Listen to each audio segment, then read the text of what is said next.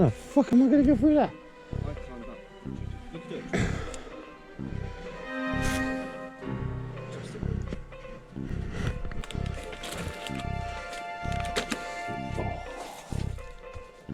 Oh, it stinks so bad.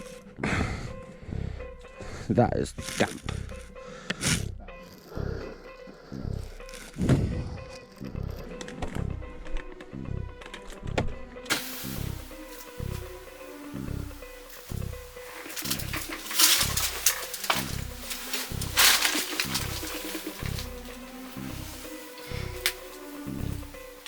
Oh, it's completely rotten, isn't it? Huh? Close the window, yeah? Cool.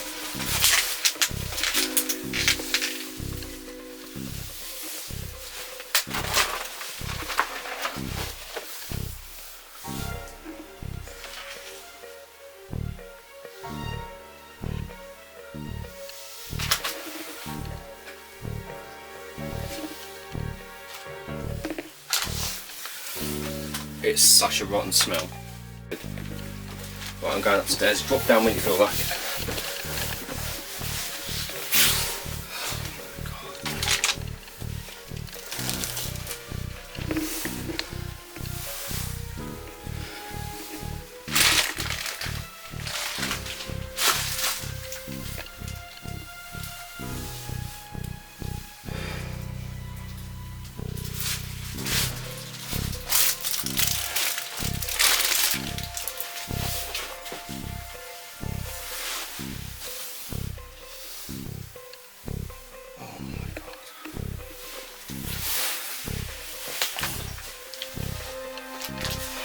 This is chaos, isn't it? But it's beautiful at the same time. You know, it's taken us ages to get here.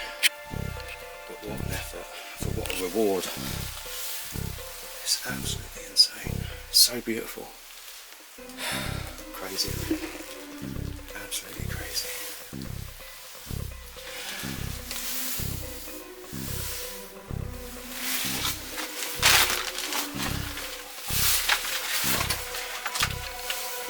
You good? Yeah. Cool. This is nuts. Absolutely nuts.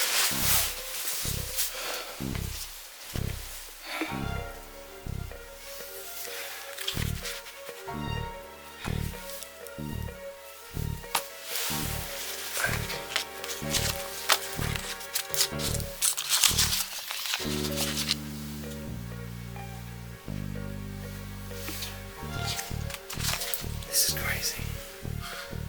Absolutely crazy. What do you think? Isn't it?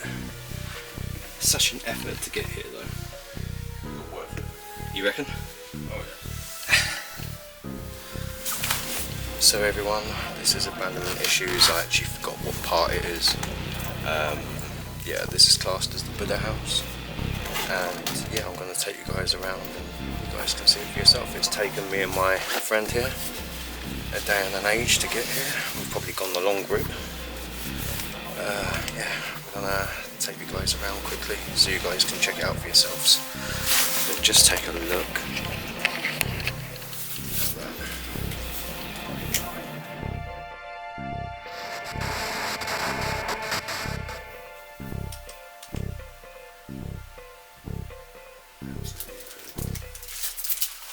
Shockingly perfect, incredible. There's old photos scattered here, everywhere pretty much. I'm guessing this is the gentleman in question. I'm going to quickly take you a quick tour around before we head off. Hey everyone, yet again thank you for checking out my video. So this place took us what felt like forever after traipsing through the woodland and crossing the stream and dropping down and finally stumbling on the house. Even though it was mapped, it just seemed to take forever. I mean, we couldn't actually see the house from where we were, so we were literally walking through the woods blind for ages. But we couldn't go up pretty much the driveway to this place because there was 2 work vans like right outside, so we decided to go the back way. And I don't know, if you've ever explored this place and you've gone the back way, you probably know the effort it takes to get here. I mean, it was a good 30 minutes in total, especially navigating through all the brambles and stuff. So yeah. But anyway, this place is called the Buddah house, obviously for the Buddhas that are actually scattered around the place and all the other spiritual items inside. I thoroughly enjoyed that part of the house. I mean, there was just so many other things I wanted to root around, but because you're always strapped for time and you kind of just want to go in, spend about an hour or so and leave, you kind of don't really have the initiative to hunt for things that you really want to find. So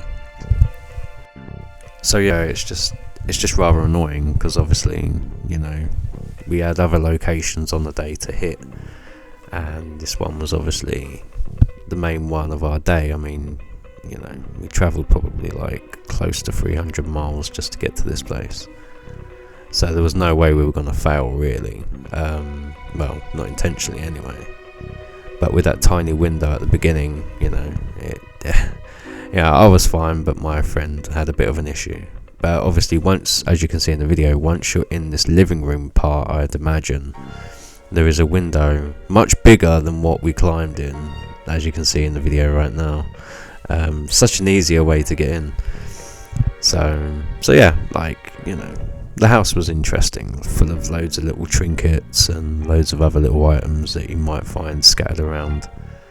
But yeah, I just wish I spent a bit longer inside here. I think I go into the bedrooms like 3 or 4 times, and to be honest, like, it's a bit daunting when the place is just packed like this, because you just have to single out items, and that's probably the hardest part if you document abandoned buildings like with a camera, is just singling out items and making sure you kind of get or grab a piece of history.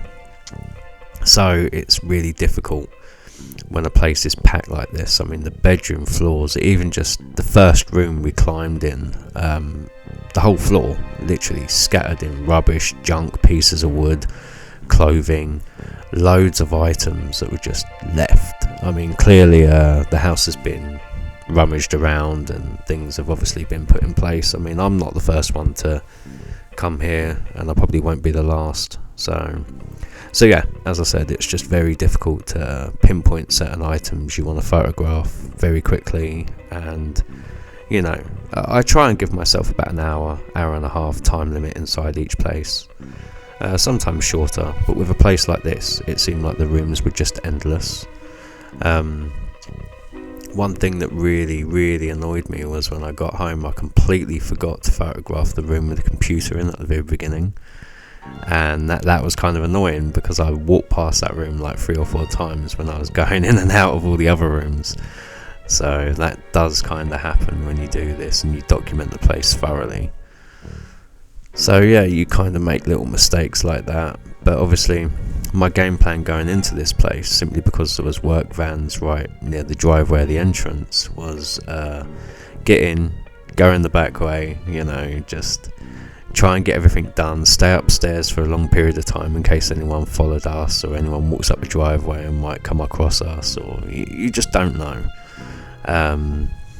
Yeah, so you just don't know, you know, really the what can happen in these places. And I've always said, like, a safe explorer is when you're home tucked in bed, really. It doesn't matter how many locations you do in that day, not one of them are safe.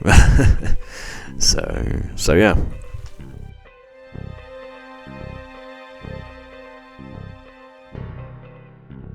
So anyway, back to the house. It seems the house belonged to the gentleman that I think there's many photos of him scattered around the place. I'm unsure where the gentleman is, or if he's passed away or anything of that matter, whether he's in a care home or anything. It just seemed very odd, because obviously when we were leaving there was a sign saying 2 urbexes, this place is not abandoned. Well, it clearly looks abandoned to me. And yeah, it was just odd, and it, like, obviously there was like a post, like a sign that was posted on the fence saying 2 urbexes trespassers, this home is not abandoned, etc, etc, etc. And it just, you know, it baffles me to where the residents went. I mean, clearly he was the last one obviously alive in this place. So sometimes you just can't piece together the puzzle, no matter how much you really want to. But it seems the gentleman in question was writing scripts, like theatre scripts, or maybe short stories, because there was a lot of books that he'd been writing in where it was like a play rehearsal. So there was that as well, that element to it. Weirdly enough, there's actually a picture, I think, of the actual gentleman on the bed, and he's just casually posing naked. I don't think many people would see it, but obviously now you've probably heard me say it, you're probably going to go back and try and get a glimpse of it, and I think you've got plenty of opportunity to try and find that. But yeah, the house is made up of like spiritual stuff, or spiritualism, if that's a word. So yeah, there was like tarot cards in there, there was like odds and ends, there was a lot of moon symbols. Like, it seemed like the guy really was into a lot of different religions, and when a place is so cluttered like this and it's so messy, certain items clearly stand out, and that's what was standing out to me. I mean, I heard rumours that apparently the gentleman travelled, hence the bedroom with, like, I think it's the African masks and stuff. So yeah, you just don't really know, and because history on especially houses is so varied, and it does vary from person to person. I mean, anyone can say anything about anyone in these places that no longer live there, but because it's so varied, you just don't really know the full history or the content to really deliver what you want to deliver in terms of documenting these places. So usually your photographs will usually have to be enough, and that's what we're about to lead on to now. So enjoy my shots, people.